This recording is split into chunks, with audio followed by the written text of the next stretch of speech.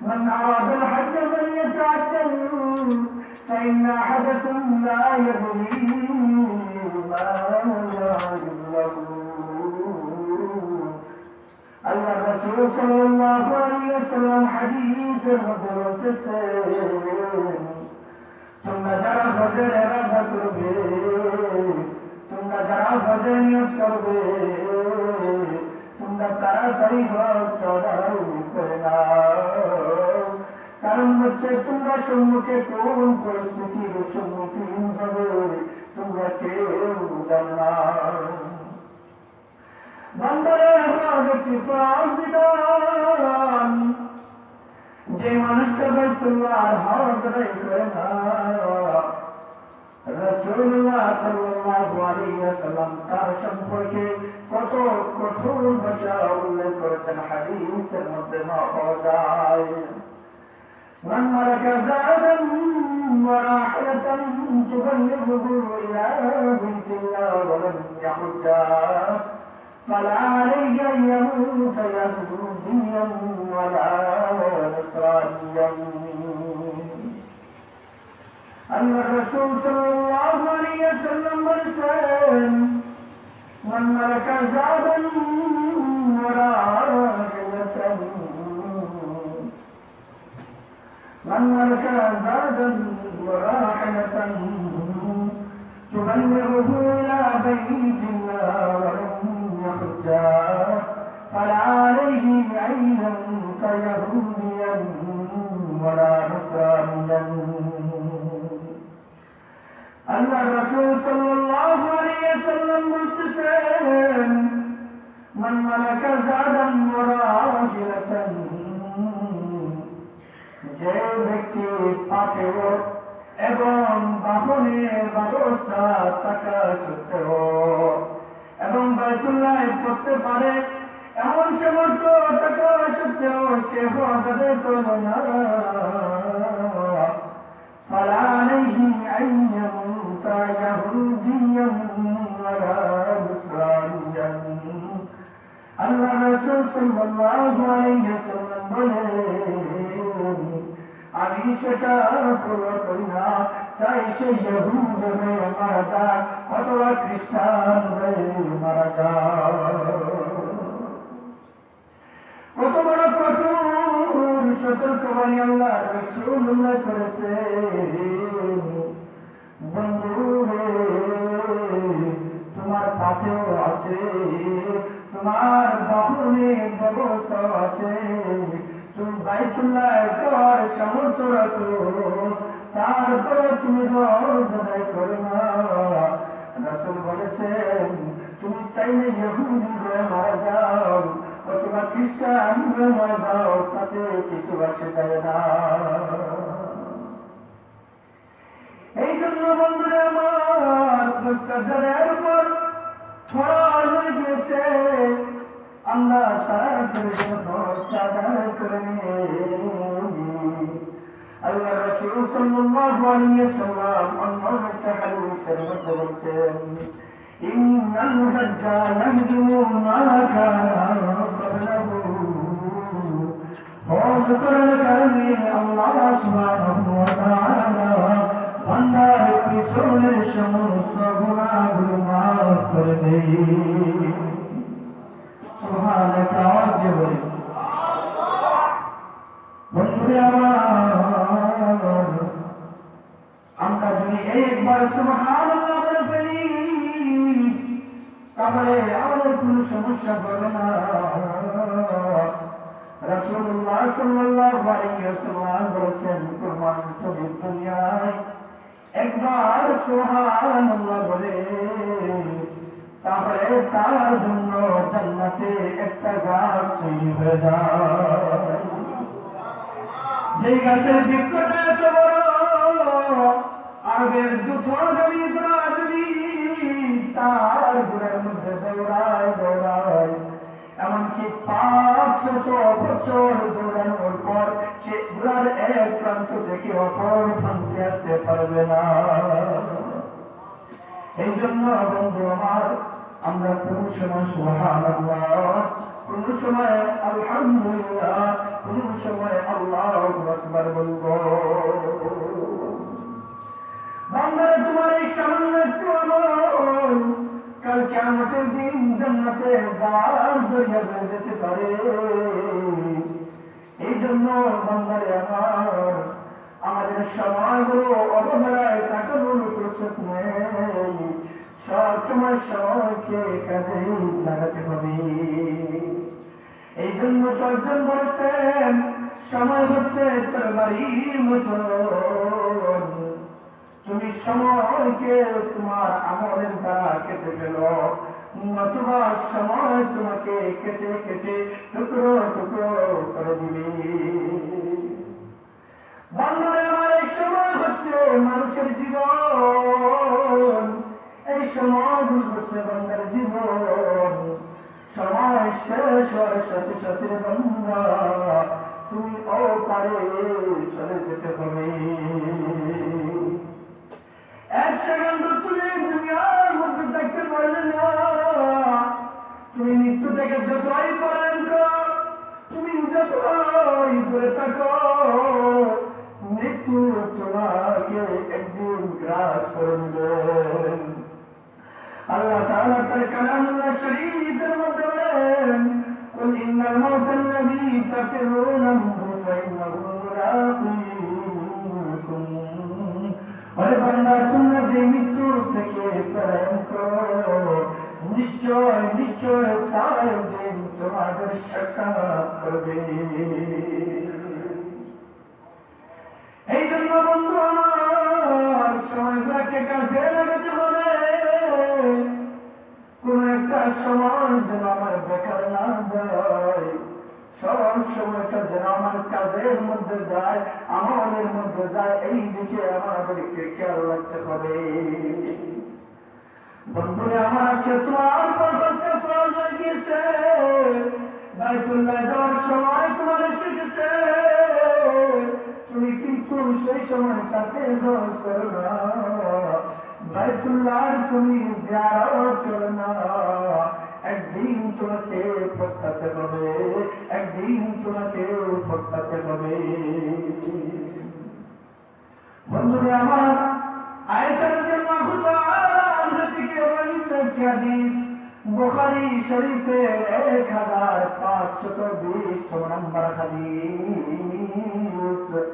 আয়েশা রাদিয়াল্লাহু তাআলা আনহা বলেন, আনা আয়েশা উম্মুল মুমিনিন রাদিয়াল্লাহু তাআলা আনহা أنها قالت আয়েশা রাদিয়াল্লাহু তাআলা আনহা বর্ণনা করেন, ইয়া রাসূলুল্লাহ,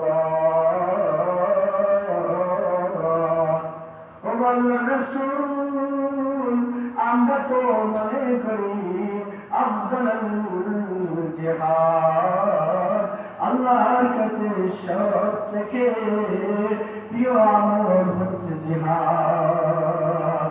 আমরা কি জিহাদ করব না? আল্লাহর রাসূল সাল্লাল্লাহু আলাইহি ওয়াসাল্লাম তার স্ত্রী আয়েশা রাদিয়াল্লাহু তাআলা জবাব দেন, ও আমার প্রাণের স্ত্রী,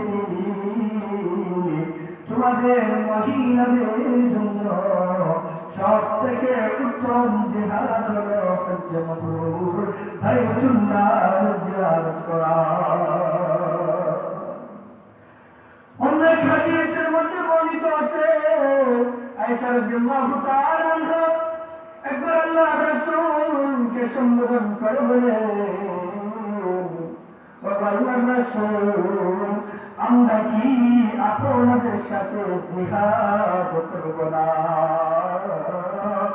আল্লাহর রাসূল সাল্লাল্লাহু আলাইহি ওয়াসাল্লাম জবাবে আয়েশা রাদিয়াল্লাহু তাআলা আনহাকে বললেন, তোমাদের জন্য সর্বোত্তম জিহাদ হচ্ছে বাইতুল্লাহর জিয়ারত করা। আয়েশা রাদিয়াল্লাহু তাআলা বর্ণনা করেন, এরপর থেকে আমি কোনদিন বাইতুল্লাহর জিয়ারত আদায় করতে ভুলিনি, সব সময় বাইতুল্লাহর জিয়ারত করেছি।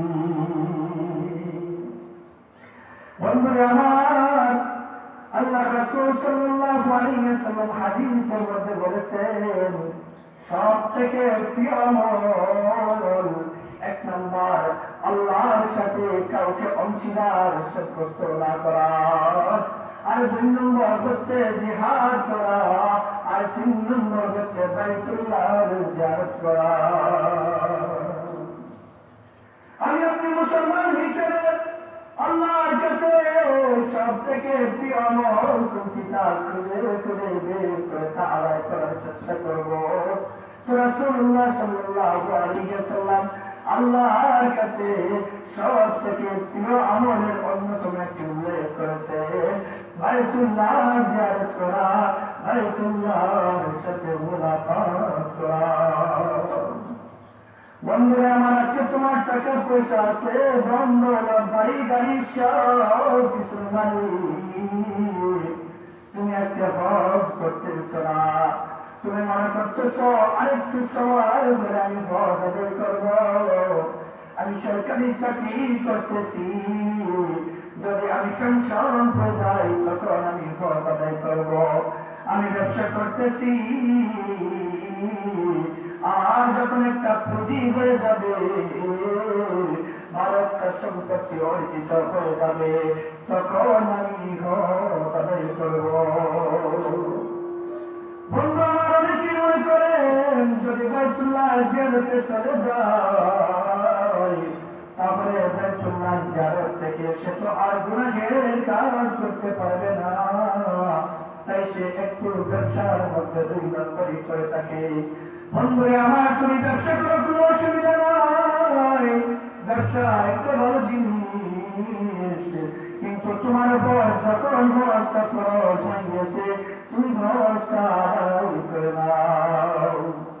আল্লাহ রাসূল সাল্লাল্লাহু আলাইহি ওয়াসাল্লাম ব্যবসায়ীদের সম্পর্কে বলেছেন আত-তাজিরুস সাদুকুল আমিন মা'আন নাবিয়্যিন والصديقين والشهداء والصالحين। বন্ধু তুমি ব্যবসা করো, কোনো সমস্যা নাই। রাসূলুল্লাহ সাল্লাল্লাহু আলাইহি ওয়াসাল্লাম তো হাদিসের মধ্যে বলতেছেন আত-তাজিরুস সাদুকুল আমিন, সৎ ব্যবসায়ী মান নবীন, নবীদের সাথে, ওয়াস-সিদ্দীকিন, সত্যবাদীদের সাথে, ওয়াস-শুহাদাই, শহীদদের সাথে, ওয়াস-সালিহিন, পুণ্যবান মানুষের সাথে। আল্লাহর রাসূল সাল্লাল্লাহু আলাইহি ওয়াসাল্লাম হাদিসের মধ্যে বলেছেন ন্যায়পরায়ণ ব্যবসায়ী, আত-তাজিরুস সাদুকুল আমিন, সৎ ব্যবসায়ী, তাদের হাসর হবে কাল কিয়ামতের দিন নবীদের সাথে, সিদ্দিকদের সাথে, শহীদদের সাথে এবং পুণ্যবান মানুষের সাথে কাল কিয়ামতের দিন তাদের হাসর হবে। সুবহানাল্লাহ। এই জন্য বন্ধু আমার, তুমি ব্যবসা করো, কোনো সমস্যা নাই, হজটা যখন তোমার পর ফরজ হয়ে গেছে তুমি আর বিলম্ব করো না, আর তুমি বিলম্ব করো না। বন্ধুরে আমার, অনেক মানুষের উপর হজটা ফরজ হয়ে যায় কিন্তু হজ আদায় করে না। বন্ধু, তুমি দুনিয়ার মানুষকে বোঝ দিতে পারবা, সবাইকে তুমি বোঝ দিতে পারবা আমার হজ ফরজ হয় নাই, আমার টাকা পয়সা নাই, ধন দৌলত নাই, অথচ আপনার এমন এভিডেন্স আছে, আপনার এমন সামর্থ্য আছে, সেই আপনি হজ করতে পারেন। মানুষের থেকে বাঁচার জন্য আপনি বলতেছেন আপনার টাকা পয়সা নাই, আপনার ধন দৌলত নাই, হজ করার আপনার সামর্থ্য নাই। বান্দা, তুমি দুনিয়ার মানুষকে বুঝ দিতে পারবে কিন্তু আল্লাহ রাব্বুল আলামিনের কারবার থেকে তুমি কখনোই বুঝতে পারবে না। বান্দা, তুমি দুনিয়ার মানুষকে হাবি জাবি কথা বুঝ দিতে পারবে কিন্তু আল্লাহকে কখনোই তুমি বুঝ দিতে পারবে না। আল্লাহ রাব্বুল আলামিন আলোর মধ্যে যেই জিনিসটা যেইভাবে দেখেন, অন্ধকারের মধ্যে সেই জিনিসটা একই সমান ভাবে দেখেন। আল্লাহর কাছে নিকটবর্তী দূরবর্তী বলে কোনো কিছুই নাই। আল্লাহ রাব্বুল আলামিন সব কিছু দেখে, সব কিছু শুনেন, সব কিছু বান্দার পর্যবেক্ষণ করেন। তারপরে আল্লাহ রাব্বুল আলামিন বান্দার প্রমাণ স্বরূপ চারটি মাখলুকাতকে সাক্ষী হিসাবে রেখে দিয়েছে। বান্দা তোমার আমলনামার সর্বপ্রথম সাক্ষী হবে যে জিনিসটা, সেটাই হচ্ছে তোমার আমলনামা। আল্লাহ সুবহানাহু ওয়া তাআলা সূরা কাফের 49 নম্বর আয়াতের মধ্যে বলেছেন, ওয়াউলিয়াল কিতাবু ফাতারাল মুজরিমিনা মুশফিকিনা মিম্মা ফীহি ওয়া ইয়াকুলুনা ইয়া ওয়াইলাতানা মা লি হাযাল কিতাবি লা ইউগাদিরু সগীরাতান ওয়া লা কাবীরাতান ইল্লা আহসাহা।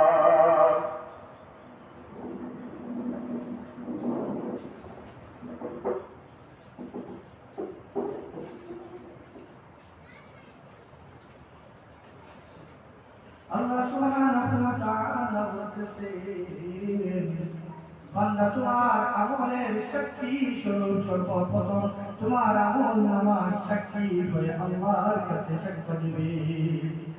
এই কথা আল্লাহ সুবহানাহু ওয়া তাআলা সূরা কাহফের 49 নম্বর আয়াতের মধ্যে বলেছেন, ওয়াউদিয়াল কিতাবু ফাতারাল মুজরিমিনা মুশফিকিনা মিম্মা ফীহি।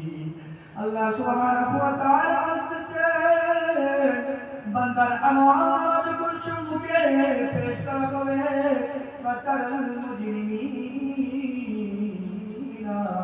মুশফিকিনা মিম্মা ফীহি। আল্লাহ তাআলা তার হাবিব মুহাম্মদ রাসূলুল্লাহ সাল্লাল্লাহু আলাইহি ওয়াসাল্লামকে সম্বোধন করে বলতেছেন, হে নবী, তখন আপনি দেখতে পাবেন অপরাধীদেরকে ভীত সন্ত্রস্ত অবস্থায় আছি। দুনিয়ার অপরাধীও যখন তার নামটা অপরাধীর লিস্টে চলে আসে, তখন সে ভীত সন্ত্রস্ত হয়ে যায়, তখন তার গলার পানি শুকিয়ে যায়, জিহ্বার পানি শুকিয়ে যায়। বন্ধু আমার, যখন কোন মানুষের উপর মামলা চলে আসে, অপরাধীদের খাতায় যখন তার নামটা উঠে আসে, তখন সে ভীত সন্ত্রস্ত হয়ে যায়। কাল কিয়ামতের দিন যখন তোমার আমলনামার সামনে আসবে, যখন তুমি অপরাধী হিসেবে সাব্যস্ত হয়ে যাবে, তখন আল্লাহ রাসূলকে সম্বোধন করে বলতেছে, হে রাসূল, আপনি সেই গুনাহগারদেরকে ভীত সন্ত্রস্ত অবস্থায় দেখতে পাবেন। ওয়ায়াকুলুনা ইয়া ওয়াইলাতানা,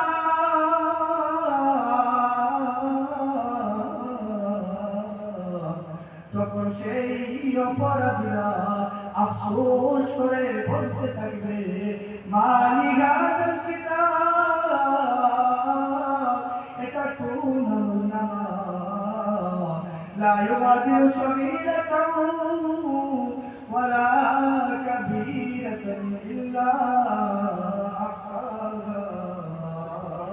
এইটা আমার ছোট কোনো গুনাহ ছাড়ে নাই, বড় কোনো গুনাহ ছাড়ে নাই। ওয়াজাদু মা আমিলু হাদিরা, বান্দা কাল কিয়ামতের দিন সব কিছু তুমি তোমার সম্মুখে উপস্থিত পাইবে। রাতের অন্ধকারে তুমি ছোট্ট থেকে ছোট্ট একটা গুনাহ করেছো, তোমার আমলনামায় সেই গুনাহটাও উঠে গেছে। আফসোস করে বলবে, এটা কোন আমলনামা যেটা আমার ছোট গুনাহ ছাড়ে নাই, বড় কোন গুনাহ ছাড়ে নাই।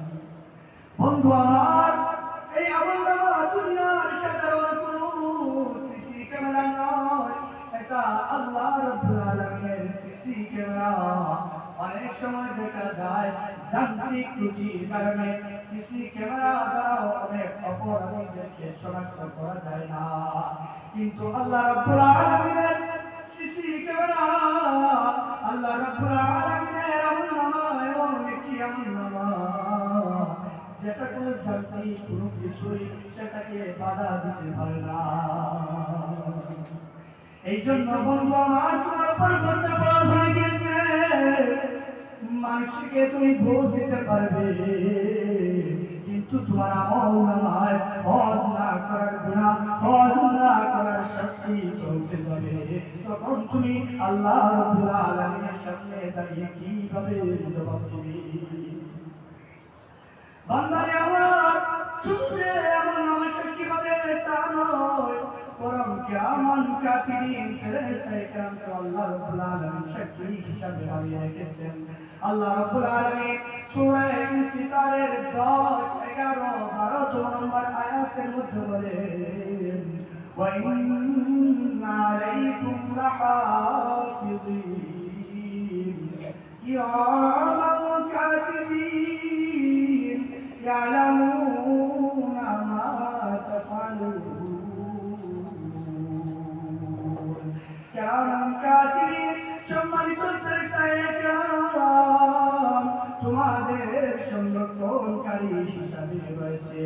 ইয়ালামুনা মা তাফআলুন, তোমরা যেই জিনিসটাই করো না কেন তারা সেই ফেরেশতায়ে কিরাম সব কিছু জানে।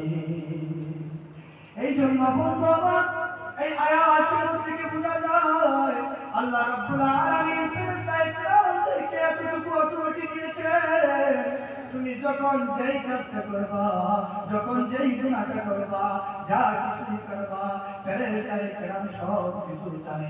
ফেরেশতায়ে কিরাম সব কিছু দেখে তোমার বিরুদ্ধে কাল কিয়ামতের দিন তোমার গুনাহের সাক্ষীও হবে ফেরেশতায়ে কিরাম।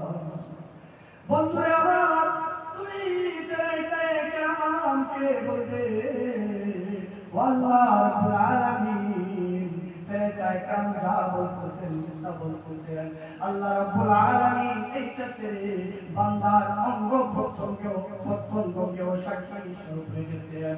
কাল কিয়ামতের দিন তোমার অঙ্গ প্রত্যঙ্গ রব্বুল আলামিনের দরবারে দাঁড়িয়ে সাক্ষ্য প্রদান করবে।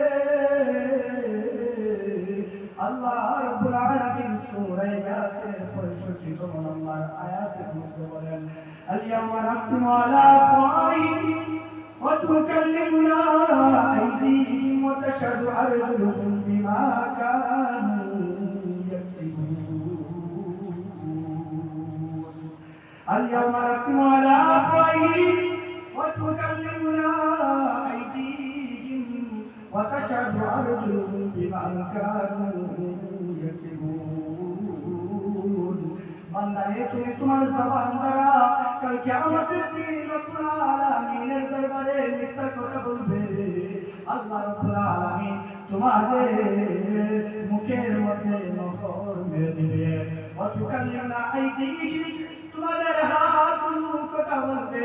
ওয়া তাশহাদু আরজুলুহুম বিমা কানু ইয়াকসিবুন, তোমাদের পাগুলো সাক্ষী দিবে তোমরা যে আমল করেছো। বন্ধুরা আমার তোমার আমলনামার সাক্ষী স্বরূপ ফেরেশতায়ে কিরাম থাকবে, তোমার আমলনামা থাকবে, তোমার অঙ্গ প্রত্যঙ্গ তোমার বিরুদ্ধে সাক্ষী দিবে। আল্লাহ রাব্বুল আলামিন এই বলেছেন তো নয়, আল্লাহ রাব্বুল আলামিন বলেছে তোমার জমিন, যেই জমিনে তুমি বসবাস করতে সেই জমিন তোমার বিপক্ষে সাক্ষী দিবে।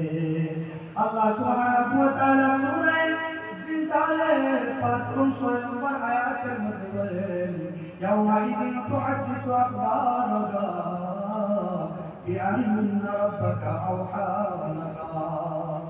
কাল কিয়ামতের দিন জমিন তাদের সম্মুখে দাঁড়িয়ে সব খবর বের করে দেবে। বিআন্না রাব্বাকা আওহা লাহা, কারণ হচ্ছে তোমার রব জমিনকে আদেশ দান করবে। এই জন্য বন্ধু আমার চার শ্রেণীর মাখলুককে আল্লাহ রাব্বুল আলামিন আমাদের সাক্ষী প্রমাণ স্বরূপ রেখে দিয়েছেন। বান্দা তুমি গুনাহ করে দুনিয়ার মানুষের চোখ ফাঁকি দিতে পারো, দুনিয়ার কেউ দেখে না, কিন্তু এই চার শ্রেণীর মাখলুক আল্লাহ রাব্বুল আলামিন নিযুক্ত করে দিয়েছেন। তুমি যেই ভালো আমল করবে সেটাও তারা লিখে রাখবে, সেটাও তারা দেখবে, সেটাও কাল কিয়ামতের দিন আল্লাহর দরবারে নিশান করবে। এই জন্য আমরা আমাদের যাদের উপর হজটা ফরজ হয়ে গিয়েছে, আল্লাহ রাব্বুল আলামিন আমাদের সবাইকে যেন হজ আদায় করার তৌফিক দান করেন। সকলে বলি আমিন। মাইকের সমস্যা থাকার কারণে যেভাবে বলার কথা ছিল সেভাবে বলতে পারি না। মূল বিষয় হচ্ছে আমাদের যাদের উপর হজটা ফরজ হয়ে গিয়েছে আমরা অবশ্যই হজটা আদায় করব। যদি হজটা আমরা আদায় না করি, রাসূলুল্লাহ সাল্লাল্লাহু আলাইহি ওয়াসাল্লামের একটা সতর্কবাণীমূলক হাদিস উল্লেখ করেছিলাম। রাসূল বলেছিলেন, মান মালাকা যাদান ওয়া রাহিলাতান তুবাল্লিগুহু ইলা বাইতিল্লাহ ফালাম ইয়াহুজ্জা ফালা আলাইহি আন ইয়ামুতা ইয়াহুদিয়ান ওয়ালা নাসরানিয়ান। যার উপর হজটা ফরজ হয়ে গিয়েছে, যার সামর্থ্য আছে বাইতুল্লাহকে হজ আদায় করতে পারবে, এসেও সে হজ আদায় করল না, রাসূল বলছেন আমি তার ব্যাপারে কোনো পরোয়া করি না, সে চাইলে ইহুদি হয়ে মারা যাক অথবা খ্রিস্টান হয়ে মারা যাক। কত বড় সতর্কবাণী! আল্লাহ রাসূল সাল্লাল্লাহু আলাইহি ওয়াসাল্লাম একটা বিষয় কত গুরুত্বপূর্ণ হতে পারে আল্লাহ রাসূল এক ধরনের কথা বলতে পারেন, এই হাদিসটা আমরা সহজেই বুঝতে পারি। এজন্য আল্লাহ রাব্বুল আলামিন আমাদের যাদেরকে সামর্থ্য দিয়েছে আমরা সকলেই হজ করব, আর যাদের সামর্থ্য নাই আমরা প্রতিনিয়ত আল্লাহর কাছে বলবো, আল্লাহ রাব্বুল আলামিন একবার হলেও আমাদেরকে তোমার ঘর দেখার সুযোগ করে দাও, একবার হলেও তোমার রাসূলের জিয়ারত, রাসূলের রওজা জিয়ারত করার তৌফিক দান করো। সকলেই বলি আমিন। ইনশাআল্লাহ আগামী সপ্তাহ থেকে হজ, কুরবানি বিষয়ক এবং কুরবানি ইতিহাস বিষয়ক আলোচনা হবে।